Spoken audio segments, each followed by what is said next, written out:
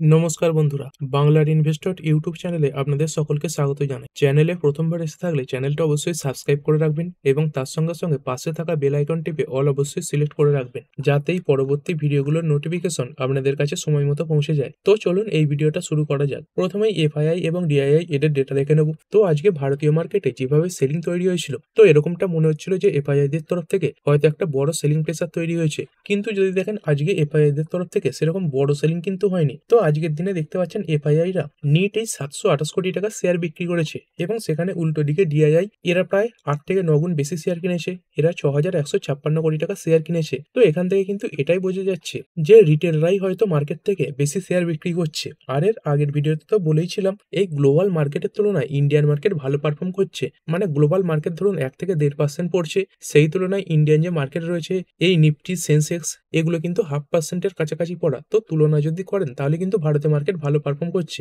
এবং তারপরে দেখতে পাচ্ছেন আজকের দিনে ডাউ জোন্স যে ওপেন হয়েছে, এখানেও কিন্তু একটা খুব বড় পতন দেখা যাচ্ছে। এবং যদি নাসডাক কম্পোজিটের কথা বলি, তো এটাই বটম লেভেল থেকে 1% রিকভার করার পরেও দেখতে পাচ্ছেন 1%-এর কাছাকাছি এখন এই লাল নিশানে ট্রেড করছে, মানে এক সময় তো প্রায় 2%-এর কাছাকাছি পড়েও ছিল। তো যদি কথা বলি এর পেছনে 2 থেকে 3টে কারণ রয়েছে। প্রথমত যদি দেখেন এটাই মনে করা হচ্ছে যে এআই বাবেল এটা তৈরি হয়ে গেছে এবং যে কোনো সময় বাস্ট হতে পারে। এই কারণে এই এআই রিলেটেড কোম্পানিগুলো এবং টেকনোলজি সংক্রান্ত কোম্পানিগুলোতে প্রেসার দেখা যাচ্ছে। এবং তার সঙ্গে সঙ্গে আমেরিকাতে যে বিভিন্ন ডেটা আসার কথা ছিল, এই শাটডাউন বন্ধ হয়ে যাওয়ার পরে সেই যে ডেটাগুলো সেগুলো আসেনি। তো অনেক অ্যানালিস্ট এই রেট কার্ডের সম্ভাবনা দেখছেনই না।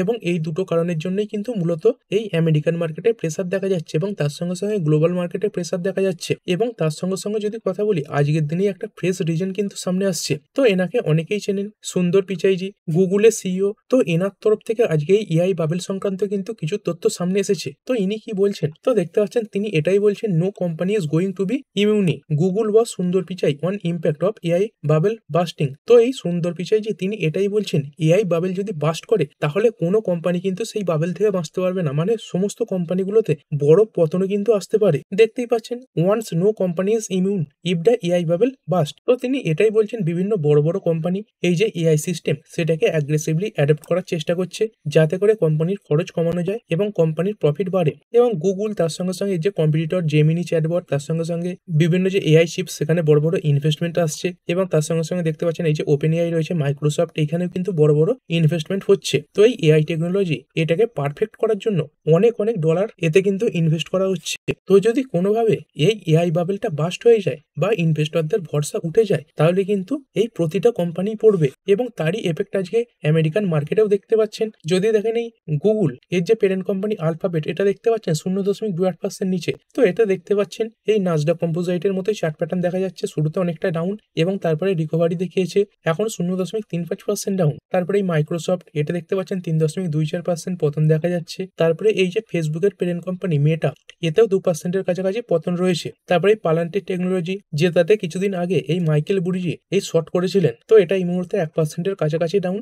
এবং এর সঙ্গে সঙ্গে যদি কথা বলি এই এনভিডিয়া কর্প, এটাও কিন্তু 2%-এর কাছাকাছি পড়েছে। এবং যদি কথা বলি আগামীকাল এই যে এনভিডিয়া কর্প, এর জন্য কিন্তু একটা বড় দিন হতে চলেছে এবং আগামীকাল প্রতিটা এআই কোম্পানিরই এই এনভিডিয়া কোম্পানির দিকে নজর থাকবে। তো কি কারণ আগামীকাল এই যে এনভিডিয়া এই কোম্পানিটা তাদের এই Q3 যে রেজাল্ট সেটা কিন্তু সামনে রাখতে চলেছে। তো এই রেজাল্টের ওপর কিন্তু সবার নজর থাকবে এবং এই কোম্পানি যেমন রেজাল্ট করবে এবং তার সঙ্গে সঙ্গে এই কোম্পানি যেমন পারফর্ম করবে, তার উপর কিন্তু গ্লোবাল যে এআই কোম্পানিগুলো, তার সঙ্গে সঙ্গে টেকনোলজি সংক্রান্ত কোম্পানিগুলো এবং তার সঙ্গে সঙ্গে ইন্ডিয়ান মার্কেটের যে এই আইটি কোম্পানিগুলো রয়েছে সেগুলোর পারফরমেন্সও নির্ভর করবে।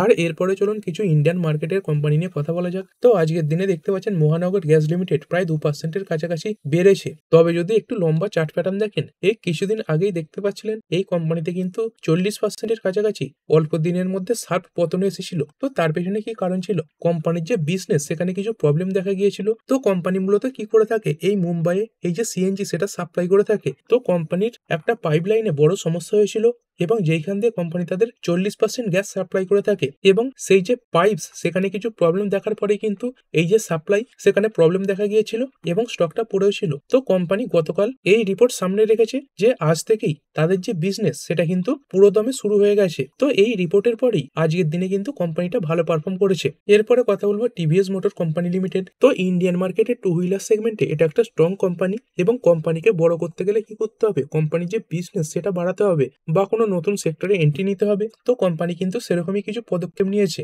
তো দেখতে পাচ্ছেন এই কোম্পানিটা এই ইস্ট আফ্রিকাতে তাদের যে বিজনেস সেটা কিন্তু নিয়ে গেছে। তো কোম্পানি এই কেনিয়াতে তাদের যে অ্যাপাচি RTR 180 এটা কিন্তু লঞ্চ করেছে। এরপরের company Jio financial services limited. তো দেখতে পাচ্ছেন একটা ছোট খবর সামনে আসছে। এই Jio finance app launches new feature two enable financial tracking through unified dashboard. তো এই কোম্পানির অ্যাপ থেকে বিভিন্ন ধরনের সার্ভিস নিতে পারেন এবং যেখানে এই ডিম্যাট অ্যাকাউন্ট সংক্রান্ত বিভিন্ন কাজ করতে পারেন, তার সঙ্গে সঙ্গে অনেক কিছু সার্ভিস রয়েছে। তো বর্তমানে কোম্পানি এমন একটা সার্ভিস চালু করেছে যার মাধ্যমে আপনি এই কোম্পানির মাধ্যমে আপনার যে ব্যাংকের বিভিন্ন স্টেটমেন্ট, ব্যাংকের ব্যালেন্স এইগুলো কিন্তু চেক করতে পারবেন। তো আগে কি হতো, এই ধরুন জিও ফাইন্যান্সের যে ডিম্যাট রয়েছে তো সেখান থেকে আপনি এই যে ডিম্যাট সেটা চেক করতে পারতেন এবং তার সঙ্গে সঙ্গে ব্যাংক ব্যালেন্স চেক করার জন্য আপনাকে আপনার অন্যান্য যে ইউপিআই অ্যাপ সেখানে যেতে হতো। কিন্তু বর্তমানে আপনি এই জিও ফাইন্যান্স এই অ্যাপের মাধ্যমেই সেগুলো কিন্তু চেক করতে পারবেন। তো কোম্পানি কিন্তু এই একটা সুবিধা নিয়ে এসেছে। এরপরের কোম্পানি ইনফোসিস লিমিটেড। কোম্পানি 18,000 কোটি টাকার যে বাইব্যাক সেটা সামনে রেখেছে, যেখানে কোম্পানি এই 1800 টাকা করে এই যে শেয়ার সেটা কিনে নেবে। তো এই বাইব্যাক মানে কি, মানে কোনো কোম্পানি বাইব্যাক নিয়ে আসে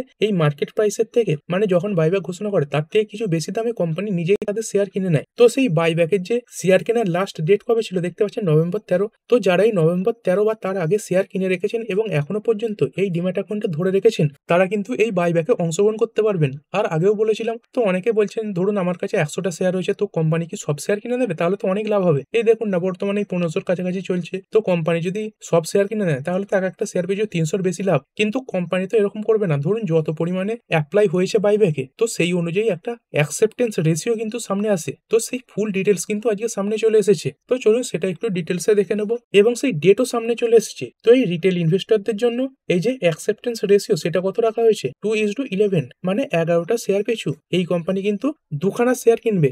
ধরুন আপনার ডিম্যাট অ্যাকাউন্টে এই ইনফোসিসের 11খানা শেয়ার কেনা আছে, সেখানে কিন্তু কোম্পানি আপনার থেকে এই দুটো শেয়ার 1800 টাকা করে কিনবে এবং বাকি যে শেয়ারগুলো সেগুলো কিন্তু আপনার ডিম্যাট অ্যাকাউন্টেই পড়ে থাকবে। এবং এর ডেট কবে দেখতে পাচ্ছেন, এর ডেট রাখা হয়েছে এই নভেম্বর 20 থেকে নভেম্বর 26। তো এই সময়ের মধ্যে আপনি অ্যাপ্লাই করতে পারবেন। কিভাবে অ্যাপ্লাই করবেন, তো আপনার ডিম্যাট অ্যাকাউন্টে আইপিও উইন্ডোর মতোই একটা উইন্ডো ওপেন হয়ে যাবে। তো সেখানে গিয়ে কিন্তু আপনি এই বাইব্যাকের জন্য অ্যাপ্লাই করতে পারবেন। আর এটা তো বুঝতে পারলেন, এই 11টা শেয়ার থাকলে 2খানা শেয়ার কিনবে। আর ধরুন আপনার কাছে 12টা শেয়ার রয়েছে, তো সেই 12টা শেয়ার থাকলেও আপনি যদি অ্যাপ্লাইও করেন তাহলে কিন্তু সেটা 11টা শেয়ারের জন্যই অ্যাপ্লাই হবে এবং আপনি এই 2খানা শেয়ারই বাইব্যাকে অ্যাপ্লাই করতে পারবেন। মানে 2খানা শেয়ারই কোম্পানি কিনবে। আর যদি ধরুন আপনার কাছে 100টা শেয়ার রয়েছে, তো সেখানে কোম্পানি কতগুলো কিনবে, তো দেখতে পাচ্ছেন 11ই দুটো কিনবে, তার মানে 99 কিনবে 18খানা। তো যদি আপনার কাছে এই ইনফোসিসের 100খানা শেয়ার থাকে তাহলে কিন্তু এই ইনফোসিস আপনার থেকে এই 18খানা শেয়ার 1800 টাকা করে কিনে নেবে এবং সেই যে টাকা সেটা আপনার ব্যাংক অ্যাকাউন্টে কিন্তু ক্রেডিট হবে। তো এটা তো গেল এই স্মল শেয়ার হোল্ডারদের কোটা। আর যদি কেউ বড় শেয়ার হোল্ডার হয়ে থাকে, যেমন এই ইনস্টিটিউশনাল, নন ইনস্টিটিউশনাল ইনভেস্টর, তো তাদের জন্য এই যে রেশিও সেটা রাখা হয়েছে 17:706, মানে 706খানা ইকুইটি শেয়ার পিছু কোম্পানি কিন্তু 17টা শেয়ার কিনবে। আর চলুন এরপরে কিছু ইকোনমিক ডেটা দেখে নিই। তো ইন্ডিয়ান রুপি দেখতে পাচ্ছেন আস্তে আস্তে কিন্তু কিছুটা শক্তিশালী হচ্ছে। তো এই 88.82 এর কাছ থেকে এখন কিন্তু 88.56 এর কাছাকাছি নেমে এসেছে। আর যদি ক্রুড অয়েলের কথা বলি, তো WTI ক্রুড এটা 60-এর কাছাকাছি রয়েছে এবং ব্রেন্ট ক্রুড এতে এই 0.20% পতন দেখা গেছে। আর এই বিটকয়েন এটা আজকের দিনে 1.14% বেড়ে এই $93,148 ট্রেড করছে। আর যদি গোল্ড এবং সিলভারের কথা বলি, এর আগে যখন কভার করেছিলাম তখন এই গোল্ড এটা কিছুটা পজিটিভে ছিল এবং সিলভার এটা নেগেটিভে ছিল। তো সেই দেখতে পাচ্ছেন সেই যে পতন সেগুলো কিন্তু বেড়েছে। তো গোল্ড এই সময় এই 400 পয়েন্টের কাছাকাছি পড়া এবং সিলভার এখন কিন্তু 1280 পয়েন্টের কাছাকাছি পড়ে গেছে। আর ভিডিও শেষে আমেরিকান মার্কেট একবার দেখে নেবো। তো দেখতে পাচ্ছেন ডাও জোন্স প্রথমে কিছুটা রিকভারি করার পর আবার পতন দেখিয়েছিল এবং তারপরে সেখান থেকে আবার রিকভারিও হয়েছে। আর এই নাসডাক কম্পোজাইট এটা কিরকম পারফর্ম করছে, তো এই নাসডাক কম্পোজাইটও সেম চার্ট প্যাটার্ন দেখতে পাচ্ছেন। এটাও এই বোটম লেভেল থেকে এই মুহূর্তে কিন্তু প্রায় 1.20% কাছাকাছি রিকভারি করে ফেলেছে। তো ঠিক আছে বন্ধুরা, আশা করছি ভিডিওটা আপনাদের ভালো লেগেছে। আপনি চাইলে এটাকে লাইক এবং শেয়ার করতে পারেন। আর শেয়ার মার্কেট সংক্রান্ত ডেইলি নিউজ আপডেট পেতে চ্যানেলটা সাবস্ক্রাইব করে রাখবেন এবং পাশে থাকা বেল আইকনটি টিপে অল অবশ্যই সিলেক্ট করে রাখবেন, যাতে পরবর্তী ভিডিওর নোটিফিকেশন আপনার কাছে সময় মতো পৌঁছে যায়। আর হ্যাঁ, ভিডিওটি শুধুমাত্র ইনফরমেশন এবং এডুকেশনাল পারপাসের জন্য বানানো হয়েছে। আমি সেবি রেজিস্টার্ড নই, তাই কোনো প্রকার শেয়ারে কোনো প্রকার বাই, সেল, হোল্ড বা অ্যাভারেজ করার কোনো সিদ্ধান্ত নেওয়ার আগে আপনার যে ফাইন্যান্সিয়াল অ্যাডভাইজার আছে তার সঙ্গে অবশ্যই আলোচনা করবেন। দেখা হচ্ছে পরের ভিডিওতে। ধন্যবাদ।